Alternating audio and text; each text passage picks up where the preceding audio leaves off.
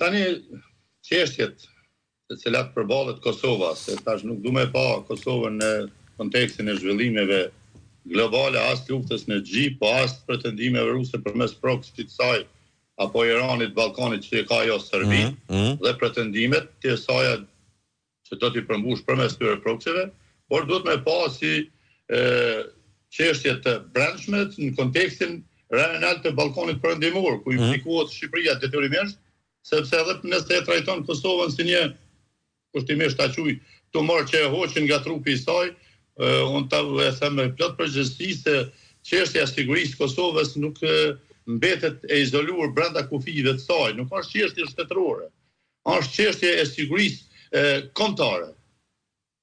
E të gjithë shqiptarëve të ndarë në 6 shtete.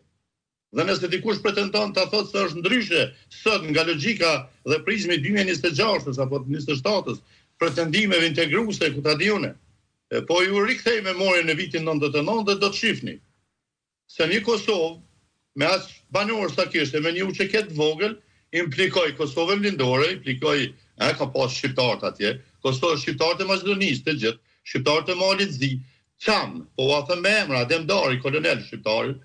Çam,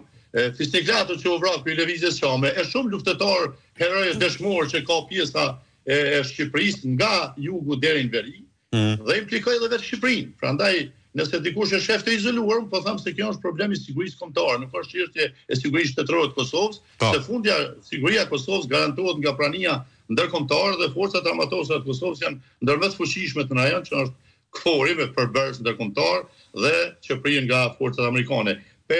Banalizoj pak, po për të treguar se nuk mund të shifet në prizmin e izoluar, pra i kalon kufit e incidenteve lokale këtu çfarë po ndodhin në Kosovë, dhe këtu unë e shoh një shtrirje të një skenari pas sigurisë përgjithshme në vend. Prandaj këtu kur i shohin nga ky prizëm, unë këto zhvillime na sugjerojnë se kemi të bëjmë me një ekzistencë, me një modelit të veprimit hibrid, ku ndërthuan edhe elementet e sigurisë, edhe të sabotazhes, sepse kanë pas sulme në Kosovë që kanë qenë edhe të karakterisë sabotuese, ata zom sulme në kanalin e Iber Lepencit. Imagjinoni sikur akti terrorist ishte kryer nga me një profesionalizëm dhe tendencë për ta shkatruar Romanin, çfarë katastrofe edhe energjetike në aspektin strategjik zhvillimit, por edhe të ujpishës elementare për shumë territoret të Kosovës do të kishte sot. Edhe për vetë obligjin si prodhuesi e gjeneruesi i energjisë në Kosovë. Dhe kemi pastaj edhe presionit politik, se kjo pastaj vjen në tavolinën e negociatave,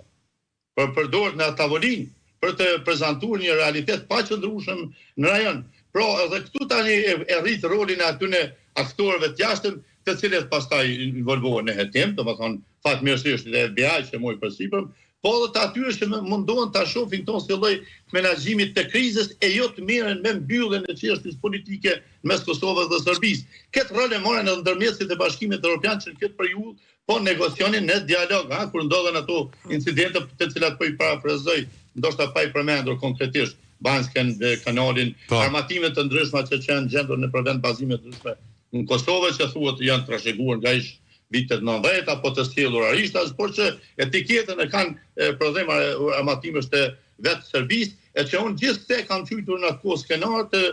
atyre që dështuan në përmbylljen e procesit politik mes Kosovës dhe Serbisë që ishte në finale, kishim një marrëveshje Washingtonit, kishim një marrëveshje all in one me njohjen, dhe që këta e tërhoqën dhe e kthyen në çështjet menaxhimit të krizës. Pra, në vend të një normalizimi që pritej, këta vetë ta bën relativizimin edhe të vetë shtetësisë Kosovës. Pra, ky është kështu e shoh unë zhvillimin e asaj kohe që e paraqiten, domethënë, kjo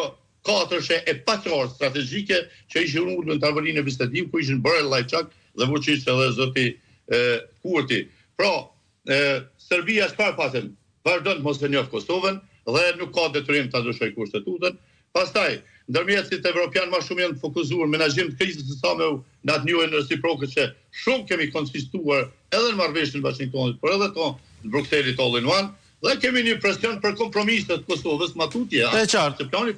franko-gjerman tani e fut Kosovën në një rrugë ku stenohet integriteti territorial, sovraniteti politik territor dhe e prekin funksionalitetin e shtetit, vetë shtetit Kosovës. Pra këto janë rrethona që janë shqetësuese, kur i morën gjitha këto pastaj.